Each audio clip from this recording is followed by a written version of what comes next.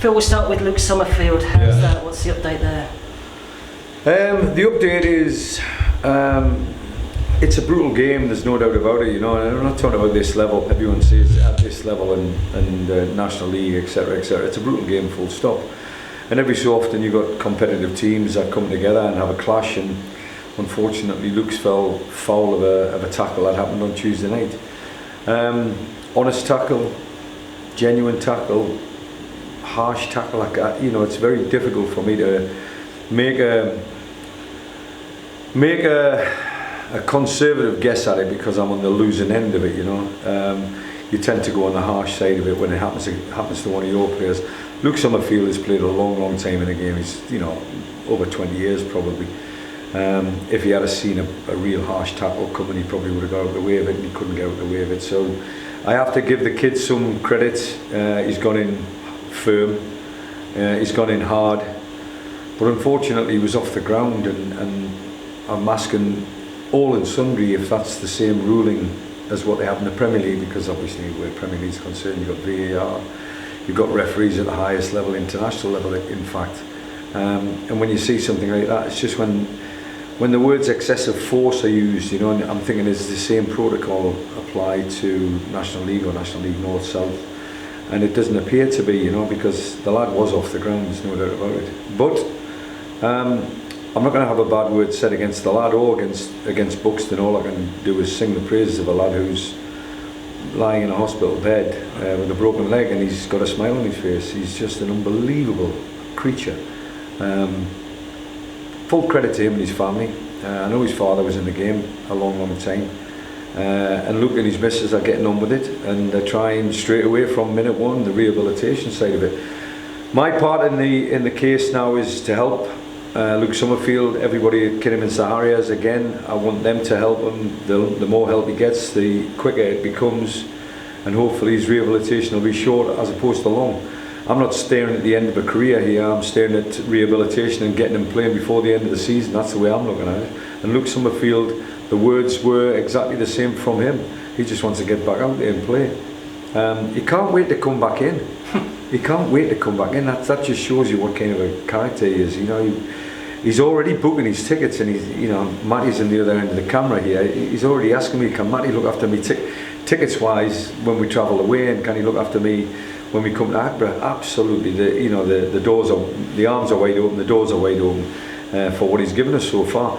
What he has given us is an identity. He plays a wonderful game, he plays a fantastic game of football, and everybody jumped on board. You know, was it going to be our style, you know, after being relegated last year? Probably not. I was probably finding a way of trying to find a method with the new group of players that we had. But Luke Summerfield drove that, and unfortunately he can't do that now. So the number two, or whoever's in charge, whoever, you know, next in line, has to step up to the plate and play the same way, because I want to continue playing football the way Luke Summerfield made us play. Turned into a bit of a testing night for you all, really, after that, didn't it? And Luke especially, he had quite a wait at the hospital in pain, didn't he? I went to see him on the way home, and, you know, every credit to, it has to be said, you know, people at this moment in time, without getting into a political minefield, we've just had an election, and people want to slate the NHS. They do a great job, an absolutely fantastic job. And I've gone to Worcester Hospital, it must have been 11:30, 12:15, and it's absolutely chocker. Reception was absolutely full as a gun, and there was 15 to 20 ambulances outside with patients in them, and Luke was in one of them. And I went straight to reception. The young lady pointed out, as soon as I mentioned Luke's name, and she obviously knew him because he had his strip on still, and she gave us the ambulance number, and he had been seen by the x-ray guys, but he just had to wait, probably had to wait 10 hours for a doctor. It's harsh, but you know, that's the reality of life. At the moment, he didn't have a bad word to be said for him, and I left him probably just after midnight, but again, a couple of players had been to see him already. The team spirit of this football club, and it's the spirit of the people of Kidderminster, was there for, you know, it was there for me to see and for everybody else to see if you want to have a look at it. You know, the spirit's fantastic, and that'll carry us through this season. I know we haven't got the quality of Luke Summerfield crossing the white line at the moment, but you know, hopefully, like Digger Davis will step up to the plate, Jack Lambert will step up to the plate. You know, we've got Brownie and Malik that play in them same positions. If they all step up to the plate and play the way Luke played, then we'll have a great chance of winning the next game and more to come. Spennymoor next, they're 5 places below you, but there's just a point in it, and that's the league, isn't it? Yeah, a good league. I like it. It's competitive. You know, you get a different challenge week in and week out, and we know that Spennymoor's strength lies in the home territory. You know, so we've got to go behind enemy lines, as it were, to maybe put a spanner in the works to a certain extent. We know the way they play, we know their style of football, and at home they're a very, very strong team. But you know, we have to break that down. We have to, we have to be tactically prepared, and the physicality of the National League North won't change. It's one of them games where you probably won't win it until the 85th, 90th minute, but that's life on the road in the National League North. But we've got to learn to travel. We haven't travelled really well. We started off well at Darlington, and I was expecting it to go on and on and on after that, but obviously our fortress is Agra. We've got to start travelling properly and start being mentally and physically prepared for tough encounters like Spennymoor on Saturday. Well, you've been talking, haven't you, about the character of the team, the ability to stand up for themselves, and most of all the belief. There'll be a few Aston Villa fans around here that know all about belief. Yeah, absolutely. It's so important, isn't it? Well, congratulations to them. It was a great result for Villa last night, and I've been asked many times. I was doing fighting talk for the BBC recently, and I was asked the question, where would I want to take the host, shall we call him? We're not singing his praises because he's a big enough character to start off with. But where would I take the host? And it would have been at Villa Park last night. It was a European dream for Villa fans. I mean, was it 84, the cup final? Yeah, 82. 82, sorry, in the cup final, and fantastic time for Aston Villa. And it looks like Villa's good times are on the way back. Everyone's talking about Villa being in the top 4 in the Premier League, which is brilliant for the area. It's fantastic, and we as a club just want to hang on to the shirt tails of that euphoria. It's brilliant for the area. It doesn't matter who you support, Birmingham, West Brom, Walsall,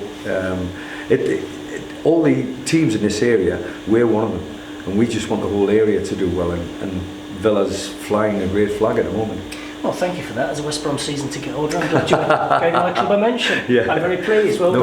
No problem. Now listen, Phil, you've been around and done everything, your Prestons, your Boltons, your Hull back into the top flights, your Southend's, your Derbys, 700 games as a manager or something like that. But where do you see this in the Phil Brown jigsaw? I suppose what I'm asking is, are you enjoying the adventure of Kidderminster Harriers? I'm enjoying the kiddie adventure is fantastic. It's really something that I've bought into, But did I plan to be at Kidderminster Harriers in the latter stages of my career? You don't plan football. I don't think it works that way as a manager. 1 minute you're flying a great flagship for whoever, Hull City in the Premier League. Yeah, everybody talks about 104-year history and this, that, and the other. Yeah. And it counts for nothing because you create history every time you cross the white line. Every time a player crosses that white line, he's got an opportunity to create history. And as a manager in charge of that, trying to paint that picture for the players is the difficult part, because some of them look at you and don't realise where you've been and how far you've been, and the depths of football and the heights of football. But it's football, and it's the game I love. It's the game I was born to do. If you had asked me that as an electrician at 20-year-old, I probably would have said, maybe I missed the boat, but not many players do miss the boat at 20. You're normally well and truly tied up by the age of 13 or something now. But at 20, it looked like I'd missed the ship, and it had sailed. That wasn't the case, because I still had belief in myself. And I've still got belief in myself now. It doesn't matter if it's Kidderminster Harriers. I still believe that we can do well enough this season to get promoted, and well enough the following season to get promoted again and get into the Football League and do exactly what Jan Molby did, take this football club into the AFL, because that's the ambition of the club, and that's the ambition of my chairman and the rest of the people that work at this football club. We've all got the same ambition. If we've got that, we've got a half a chance, but we've got to pass that on to the players, and the players have got to see that. And that's the main part of our jobs at the moment, is giving them the belief that we've got in them. FA Cup win during the week. this is where you tell me that we're only going to take one game as it comes, because Never. you've got a busy week ahead. I mean, it's Spennymoor, that's vital, and then you're back in cup action. Guiseley here, I can smell a bit of a run, you know, and I mean that because you see it all the times. Teams perhaps struggling to get through the first games, and then bang, they've got a platform and they go. Do you know what I mean? I know exactly what you mean. If you had said to me, step 2, step 3, step 4, Yeah. and everybody starts talking step, and I'm like, hold on a second, just give me the division that they play in, and let me work it out where we are in relevance to that. And Guiseley are in a division below that. Does that make them step 3 or step 4? It doesn't matter to me. It's a game of football. 11 players will be turning up, as they did against Scunthorpe.